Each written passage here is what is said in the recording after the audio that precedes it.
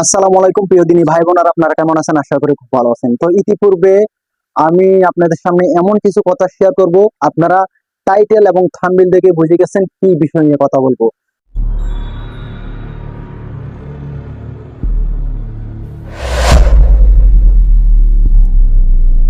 তো একটা লোক বলছে যে কোরআন শরীফ বানায় সে হচ্ছে মূর্খ, আর যে কোরআন শরীফ পড়ে সেও নাকি মূর্খ।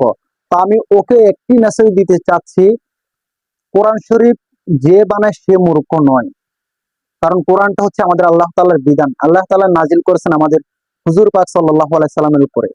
হ্যাঁ, আর যে পড়তেছে সে মূর্খ নয়, সে আল্লাহ তাআলার সঙ্গে সরাসরি কথা বলতেছে এই কোরআনের মাধ্যমে। তো তুমি ভাই যে ধর্মের হও না কেন, তুমি কোরআন সম্পর্কে বুঝবা কি? তুমি আগে দিন ইসলামের ভিতরে ঢুকো, কোরআন সম্পর্কে রিসার্চ করো, তুমি বুঝতে পারবা। তুমি বুঝতে পারবা কোরআনের ভিতর কি আছে বা কি নেই। তুমি অন্য ধর্মের হও বা তুমি যে ধর্মের হও না কেন, বাট আমি ধর্ম নিয়ে কোনো সময় বাড়াবাড়ি করি না। কারণ আমাদের সঠিক ধর্ম হচ্ছে ইসলাম। কারণ আমরা একদিন ছিলাম না, এখন আছি, আর একদিন থাকবো না। যে জায়গায় যাবো ওখান থেকে কখনো ফেরত আসতে পারবো না। আসার কিন্তু সিরিয়াল আছে, যাওয়ার কোনো কিন্তু সিরিয়াল নাই। ওকে একটা কথা বুঝাতে চাইতেছি, কোরআনটা যে তৈরি করছে সে মূর্খ নয়। আল্লাহ তাআলা পবিত্র কোরআনকে নাজিল করেছেন, আবার আল্লাহ তাআলা কোরআনকে হেফাজত করবেন। তো এই ব্যক্তি বলতেছে কোরআন যে বানাইছে সে মূর্খ, আর যে পড়তেছে সেও মূর্খ। আর ভাই যে পড়তেছে সে বুঝতেছে এটার মজা কত, আর তুমি পড়তেছো না, তুমি এটার মর্ম বুঝবা না। কারণ এটা হচ্ছে আমাদের পবিত্র কোরআন, আল্লাহ তাআলা আমাদের হুজুর পাক সাল্লাল্লাহু আলাইহি সাল্লামের উপরে নাজিল করছে, মানে আমাদের নবীদের উপরে নাজিল করছে। তো তুমি কোরআন পড়তেছো না, তুমি বুঝবা কি কোরআনের বিষয় নিয়ে? তুমি যেই কোনো ধর্মের হও না কেন, তোমার ধর্ম তোমার থেকে বড়, আমার ধর্ম আমার থেকে বড়, কিন্তু সঠিক ধর্ম হচ্ছে ইসলাম।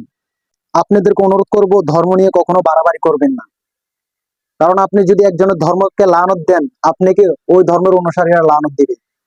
আমরা মানব জাতি হিসাবে আমরা যেন একভাবে চলতে পারি, এক কাতারে চলতে পারি, সেই চেষ্টা ফিকির করবেন। বিভ্রান্ত সৃষ্টি করে মানুষের মাঝে দাঙ্গা হাঙ্গামা লাগাবেন, এটা দ্বারা তো আরো জাতির ক্ষতি হবে, বাট কখনো উপকার হবে না। উপকার না হয়ে অপকার হয়ে যাবে। তাই এগুলোর থেকে সতর্ক থাকবেন। এমন এমন কথা বলবেন না যে কথার দ্বারা আরেকজনের ক্ষতি হয়। আপনার ধর্মকে কেউ ছোট করে নাই, এখানে কোনো ধর্মের কথা আসতেছ না। আপনি বলতেছেন আমাদের কোরআন যে বানাইছে সেও মূর্খ, এবং যে পড়তেছে সেও নাকি মূর্খ। আর ভাই একটা কথা কান খুলে শুনে রাখেন, কোরআন কোনো আন্দোগন্ধ একটা বই কিতাব না। এটা আল্লাহ তাআলা একবার সরাসরি আসমান থেকে নাজিল করছেন হুজুর সাল্লাল্লাহু আলাইহি সাল্লামের উপরে। আপনি কিভাবে বলতেছেন এই কোরআন যে বানাইছে সে মূর্খ?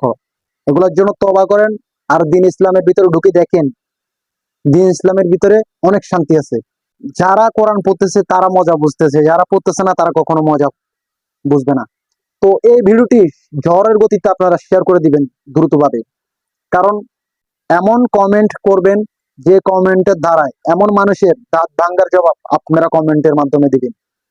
কারণ এদেরকে যদি একবার ছেড়ে দেন, পরবর্তীতে এরা আরো অনেক ক্ষতি করার চেষ্টা করবে। আমার এই ভিডিওটি সকল জায়গায় জায়গায় শেয়ার করে দেন। আমার আল নোমান টিভি ইউটিউব চ্যানেলটিকে সাবস্ক্রাইব করেন, ফেসবুক পেজটিকে ফলো করে আমাদের পাশে থাকবেন। আসসালামু আলাইকুম ওয়া রাহমাতুল্লাহি ওয়া বারাকাতুহু। দেখা হবে ধূমপান স্বাস্থ্যের জন্য ক্ষতিকারক।